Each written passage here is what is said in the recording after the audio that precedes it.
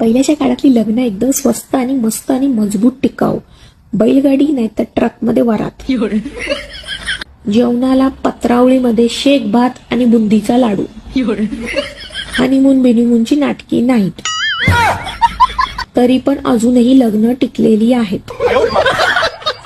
पण आत्ताच्या टाइमला महागाईमध्ये 10 ते 20 लाख रुपये खर्च, त्याच्यानंतर pre wedding shoot, post wedding shoot, हळदी वेगळी, बॅचलर पार्टी वेगळी, एंगेजमेंट वेगळी, सकाळचा ड्रेस वेगळा, संध्याकाळचा ड्रेस वेगळा, रात्रीचा ड्रेस वेगळा.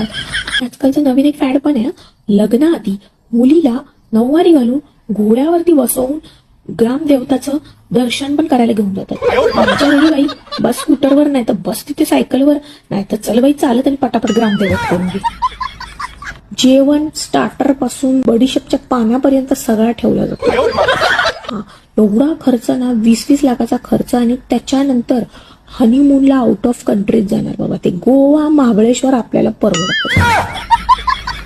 आणि एवढा सगळा 20 लाखाचा खर्च करून त्यांच्यात हिंमत पण येते 2 महिन्यात बोलायची, चल डिवोर्स देणार, सोडून देईल. पोडगी पण द्यायला तयार आहे एवढ्या महागाईमध्ये.